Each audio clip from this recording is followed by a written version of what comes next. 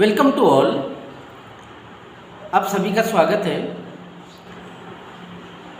आज मैं डिस्कस करने जा रहा हूँ Indian evidence Act 1872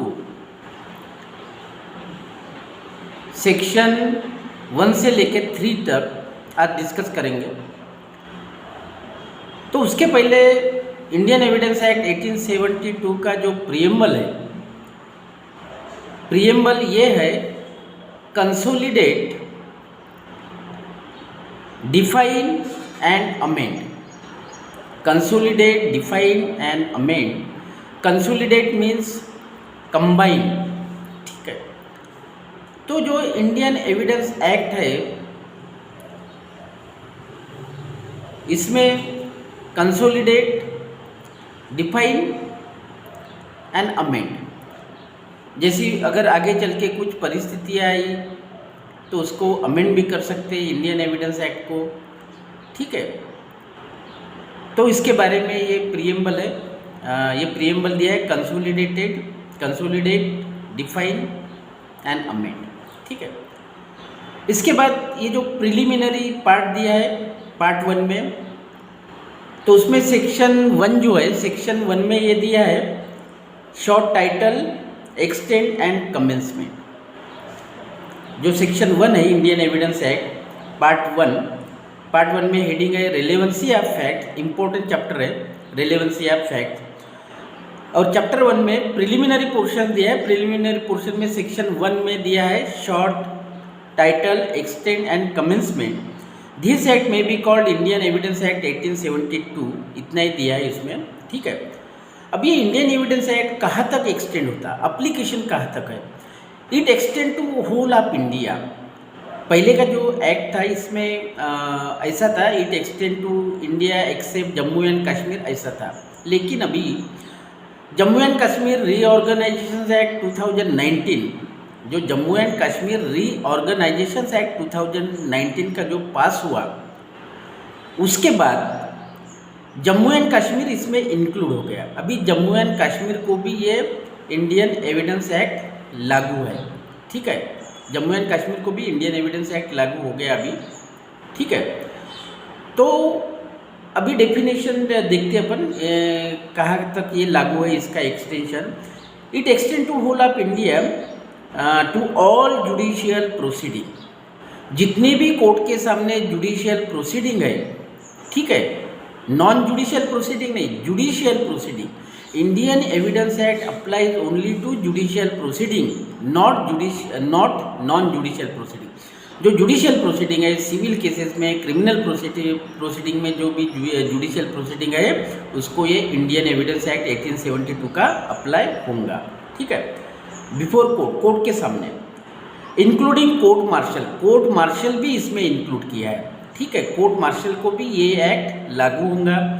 other than court martial conveyed under army act, naval discipline act, Indian navy act, air force act, ये जो है इसमें जो कोर्ट मार्शल कन्वेड किया है इंडियन, ये जो नेवी एक्ट है, आर्मी एक्ट, ठीक है, एयरफोर्स एक्ट, तो इसको ये लागू नहीं होगा। इंडियन एविडेंस एक्ट इसको लागू नहीं होगा, ठीक है। Army act, navy act, air force act. और किसको लागू नहीं होगा? But not to affidavit presented to the court और officer, not to proceeding before arbitrators. जो आर्बिट्रेटर के सामने जो प्रोसीडिंग रहेंगी, इसको भी ये इंडियन एविडेंस एक्ट 1872 का अप्लाई नहीं होगा, ठीक है। और जो एफिडेविट है, जो कोर्ट के सामने शपथ पत्र अपन दाखिल करते हैं, ठीक है, एफिडेविट बिफोर कोर्ट और एफिडेविट बिफोर एनी ऑफिसर, इसको भी ये इंडियन एविडेंस एक्ट लागू नहीं होगा।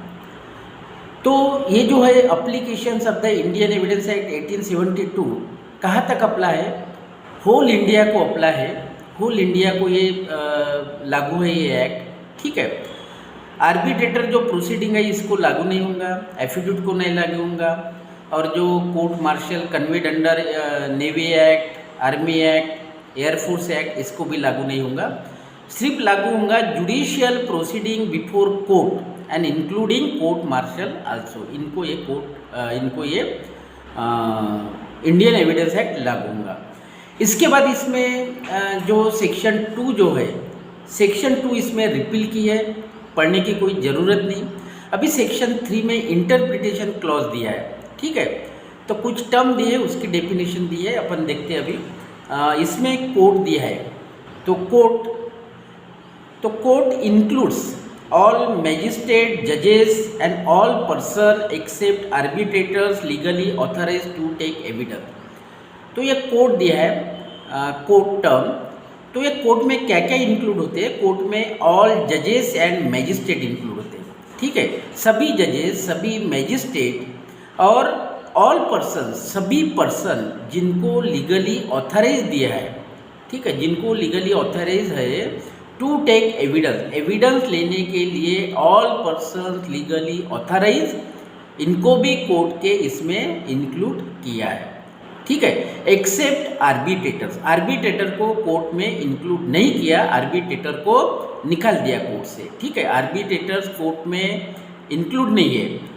कोर्ट में, कोर्ट जो टर्म है इसमें कौन इंक्लूड है? ऑल जजेस, all magistrate, all persons who are legally entitled to take evidence except arbitrators, arbitrators को exclude किया, all judges को include किया, all magistrate को include किया और all persons को include किया who are legally entitled to take evidence, ठीक है।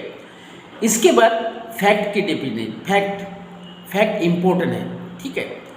जैसे कि फैक्ट किसको बोलते हैं? ये मेरी बुक है, इसको फैक्ट बोलते हैं, ठीक है। ये मेरा पेन है, इसको फैक्ट बोलते हैं, इसको भी फैक्ट बोलते हैं, ठीक है। तो इस तरह की फैक्ट, तो फैक्ट देखते हैं अपन, फैक्ट टर्म देखते हैं। Fact means and includes, fact means and includes, facts यानी क्या और क्या इंक्लूड होता है फैक्ट्स में? फैक्ट्स यानी तथ्य बोलते हैं उसको हिंदी में।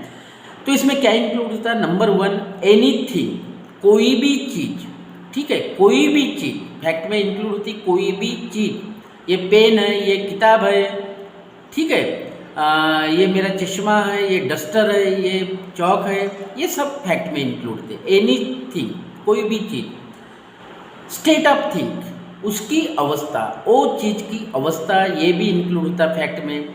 रिलेशंस ऑफ थिंग, ये भी इंक्लूड होता फैक्ट में। Capable of being perceived by the senses, जो सेंसेस से अपन परस्यूड करते, जो इंद्रिय है, 5 इंद्रिय दिए हुए, ठीक है, उससे जो अपन परस्यू करते, क्या परस्यू करते? फैक्ट्स, स्टेजेस ऑफ फैक्ट्स, ठीक है, state of facts, relations of facts, ठीक है। जैसा ये मेरी किताब है, ये फैक्ट्स है, किताब टेबल पे रखी, स्टेट ऑफ फैक्ट्स, अवस्था है, ठीक है।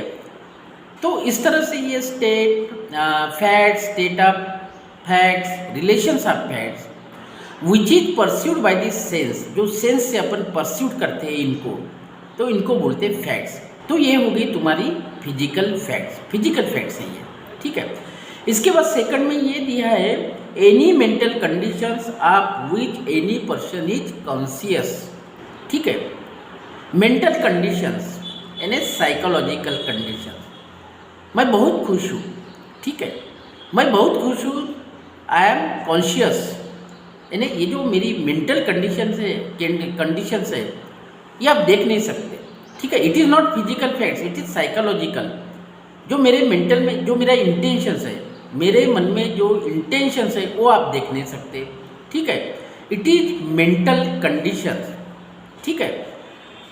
Mental conditions of which man is conscious, तो इसको बोलते मेंटल साइकोलॉजिकल फैक्ट्स, ठीक है। मैं बहुत खुश हूँ, तो मेंटल कंडीशन आपको थोड़ी मालूम है, मैं बहुत खुश हूँ। मेंटल कंडीशन जो मेरा इंटेंशंस, या कोई फ्रॉडुलेंट एक्ट करने वाला हो, फ्रॉडुलेंट करने के लिए मेरा इंटेंशन, डिसऑनेस्ट के लिए इंटेंशन, तो ये आप देख नहीं सकते, ठीक है।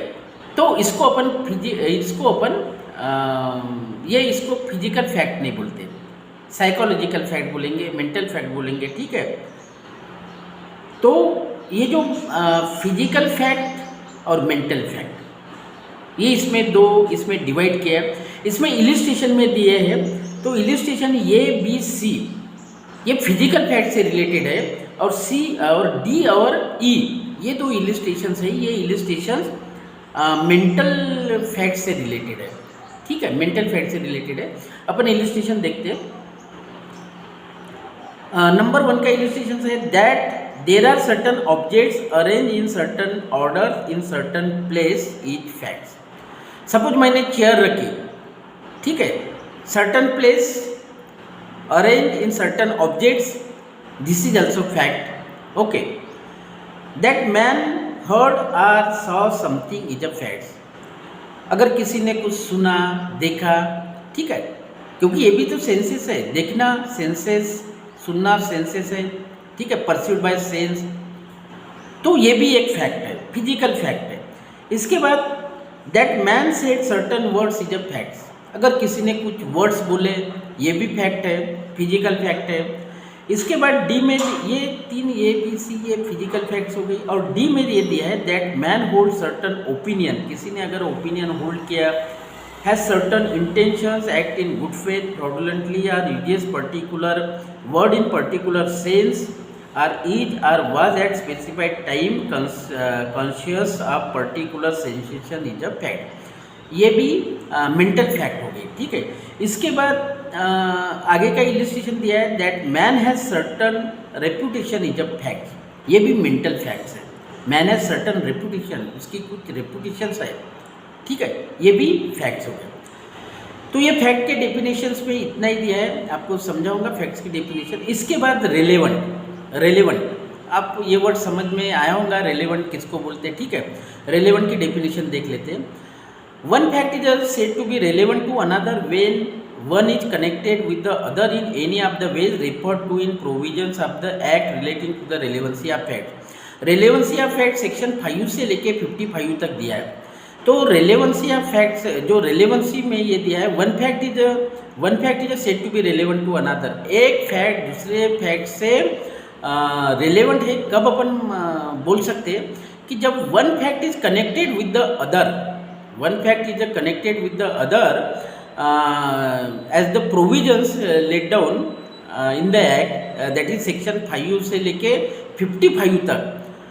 ये वन फैक्ट अगर सेक्शन 5 से लेके 55 तक अगर कनेक्टेड है, ठीक है, तो उसको बोलते हैं रेलिवेंट फैक्ट। ठीक है, one fact is connected to the other, one fact is connected to the other fact, that is the provisions laid down as per section 5 से लेके 55 तक। उसमें की जो रेलेवेंसी ऑफ फैक्ट्स है, उससे अगर कोई एक फैक्ट इससे अगर रिलेटेड है एनी प्रोविजन से, तो उसको बोलते हैं अपन रेलेवेंट फैक्ट। तो ये अभी काफ़ी लॉन्ग हो जाएंगी ये वीडियो, मैं अभी कंक्लूड करता।